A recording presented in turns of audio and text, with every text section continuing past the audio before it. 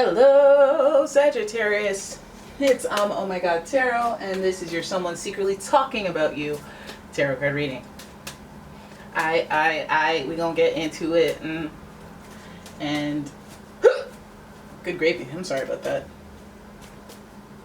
If I enter a reading and either my cat's not meowing or I'm not meowing, is it really a reading though? Sagittarius, we're looking at the astrology reading cards for your zodiac theme. What the heck kind of vibe is this person that's talking about you carrying? And then we're going to go to the tarot cards to see what the heck they're talking about. Your first card, Libra. What you got going on with Libra? Libra's talking about you, and the energy is diplomatic and gracious.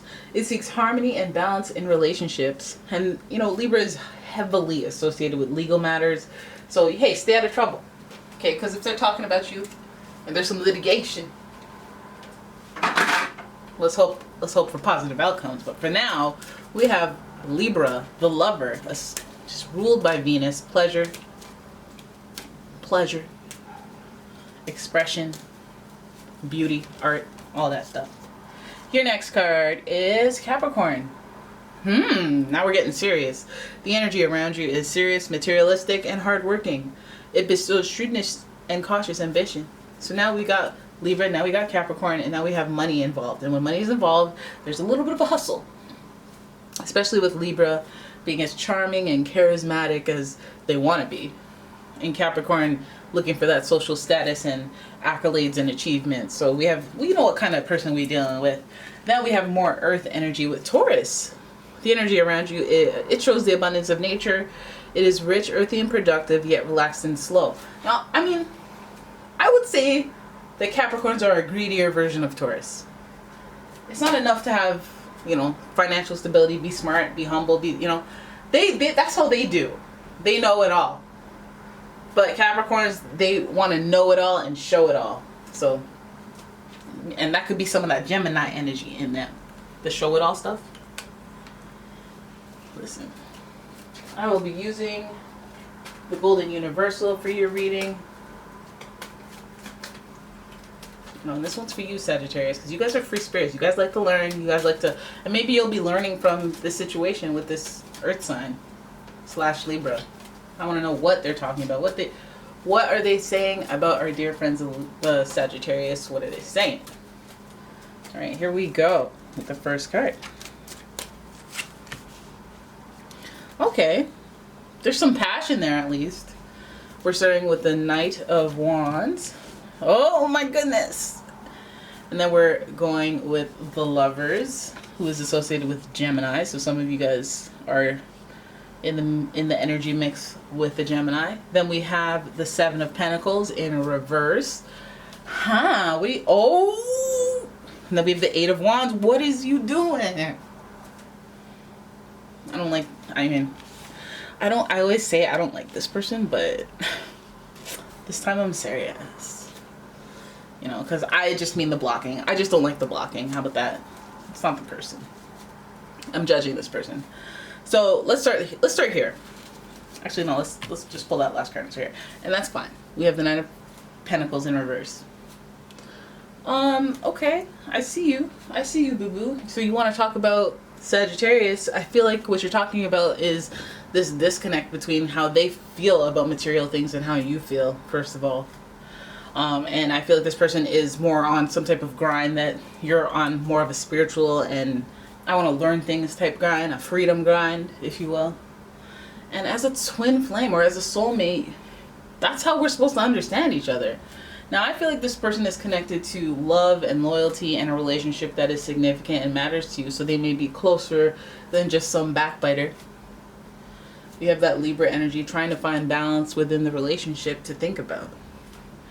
The Knight of Wands suggests a little bit of that, like it put me on high alert for that energy of somebody who wants to act impulsively. They know what they're getting into. They know what they're getting into is tumultuous. Wherever they're coming from, they're prepared for war. They're prepared for battle. And they're walking forward and taking action towards that anyway. So I feel like it's a battle between the lovers. Okay, because there's a decision that needs to be made. And heading into that conversation may be a little tumultuous. So we're looking at this person talking about you because they have to figure out how they need to get to the nitty-gritty of whatever has been left unsaid. Now, the Lovers card is the only major arcana in this reading, which means it's the greatest theme. And so if you were to doubt that Libra/Venus energy, finding balance in relationships, at least we're coming from a place with the Lovers of, hey, I got to make a decision here about this relationship. I have to do the fair thing. I have to do the right thing.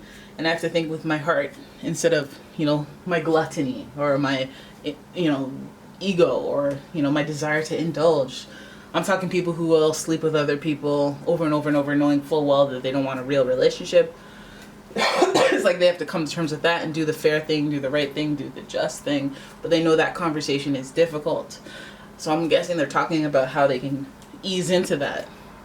All right, because we see the Seven of Pentacles, meaning, okay, well, now I'm going to have to deal with this because there's too much that is growing between us. Or maybe you believe that there's more to it than, they believe. And so they, this is why this card's in reverse, is that they want to assess that or talk about that. What is your idea of us growing? What is my idea of us growing? Like, is that on the same page? I don't think so. Because I don't really see myself doing this long term. I feel like this person in question that's talking about you may have some, I'm trying to sort out my thoughts and feelings because I don't see where this is going. I'm not sure about this situation. I'm not really, I don't know. But it seems to be growing into something, and it might be growing at a rate that I cannot necessarily, I can't anticipate whether or not I'm going to be able to handle this. So this person may have some doubts about something that is going right in at least one person's eyes. And then we have, boom, right there, 7, 8, 9, first of all. 6, 7, 8, 9, first of all. Okay, so the story goes that while this person is contemplating and while they're thinking about their next move and what they want to do, they may travel, they may go away, they may pull back they may pull back communication. This typically means you're blocked.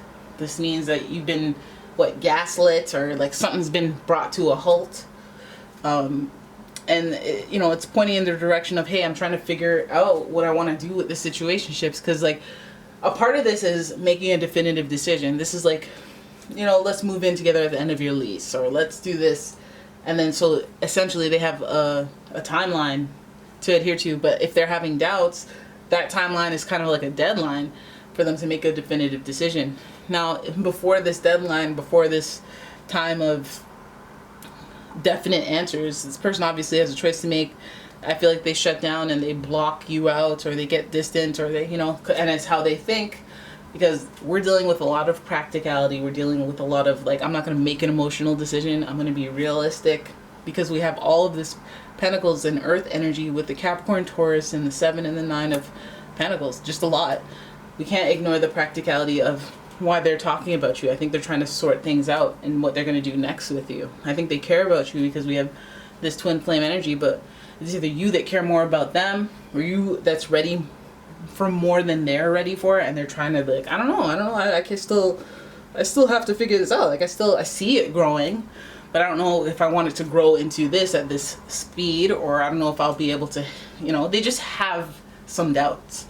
And it may have them pulling back and blocking communication at times, not answering, not responding. No need to flip out. People don't process things as quickly as others. And you, with your philosophical mind, you're easygoing. I don't know how to tell you. People need different times and different events to come to certain conclusions. So then we have the 9 of Pentacles here, and this is that feeling of independence. This might make you and them feel well, you know what, forget this. I need to be more independent, because this whole ordeal is a bit too much. Right? This is the type of effort that is being made that I don't really want. I don't want to put so much effort into a relationship, or I don't want to put a false sense of I don't want to put the effort in that I don't want to put in. Make you dinner once in a while when I feel like it? Absolutely. Worrying about you all the time, what you think. I don't want to worry about what you think. I want to know what you know. I don't want to worry about certain things in a relationship. So I'm wondering if the solo independent energy, because that's what I bring to the table, some self-sufficient energy, which would only contribute to 2 self-sufficient whole people. What is it that you have some doubts? I feel like your side of it is okay, well, what are you afraid of? I don't get it. There's nothing to be afraid of here. Well, what are you afraid of? Paying half the rent? half the mortgage? Were you afraid of the ease and comfort of somebody having your back? Like, what is your deal? All right, but I think this person is going through the whole logistics of it, the material logistics of it. Do you guys live far apart? Is that an issue?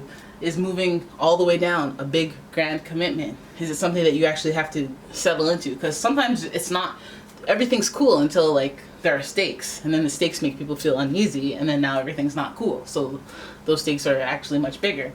This person is wondering about your independence and how much of a, how much you're able to really merge into a situation that involves two equally valued individuals. With this Nine of Pentacles, you may have some of that I'm independent and single stink on you.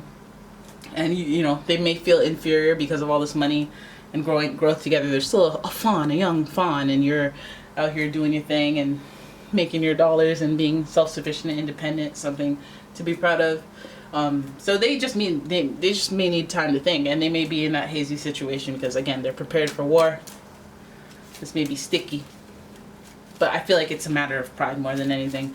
We have wands here, not swords, and so this person's ego is what's at stake here. I think that you might be doing better than them financially, and that's like, can I commit to that? Like, if I don't get this next job here where I'm in the same tax bracket as you or higher, then I don't know if I can. I don't know if I can play that role, you know? Maybe circumstances that are very practical to them that they're not with. I feel like, you know, this Ace of Pentacles, maybe, you know, there's another air of independence that they want to feel that's in reverse. I feel like this person has some sort of qualms about either your independence or that the fact that they want to be like a whole person before they're half, and they commit to merging their life. Like, this is, we're talking to somebody who lives with their parents and then they get in a relationship and they're like, oh, well, why don't you just move in with me? And they're like, you know, I want to have the joyride first. You know, I want to be a complete slob and be disgusted. I want to sit on different surfaces naked and not care, you know? I actually want to part my cheeks before I sit down everywhere in my apartment. Before I, you know, settle down and show some dignity with somebody I live with. You love my examples. Okay, so Ace of Pentacles tells me they want a new job. They want to stabilize the life in the financial area. That's what I'm getting. With this Capricorn and Taurus, that's the most important thing to them before they give their hearts into a commitment. Nothing would be worse and more damaging to a Capricorn and Taurus who couldn't pull their own weight in a relationship and they felt like they were inferior in the realms of finances, unless they were doing something that was like significantly contributing to the household's, you know, workflow, so that they could know that their value was so important to the dollars being made, you know. But they definitely will not buckle down to anything emotionally unless practically they have a plan or they know what they're getting into. They've observed and made a, you know, educated risk. But why do that when they're so practical? They just like to make sure things are foolproof. And I feel like, you know, this person, they're talking about you because I guess they might feel inferior to what you have going on, and that might be why they feel insecure. On the flip side, if they're going through a transitional time where they're going through the school of hard knocks, where they're between jobs or thinking about quitting and getting another job, and they just want to wait for that until they make another move where they're, you know, I feel like that's reasonable, but it's not necessarily something you want to verbally say to somebody because it's not impressive, right? So they might just pull back, you know, they might just make other plans. They might just, let me shy away from you for a bit so that you miss me, and then that'll be the, you know, the basis for why we recommunicate again. So you'll miss me, and then I'll get a chance to think, and you won't feel. The logic is different. It's less emotional. It's more practical. More science in it. All right, but that's what they're saying about you. They're talking about you for that reason. All right, and that's your reading. I hope you enjoyed it. If you did, please give the video a thumbs up and subscribe to the channel. Leave a comment, share the video, and if you would like a personal reading, please check out the description for a link to my website, as well as a link to my Etsy shop. My cat is licking her back, and I can't. Oh, it looks so sexual. I don't like that. But anyways, there's a link to my Etsy shop as well, and all sorts of stuff, and I will see you guys in the next one. Bye-bye.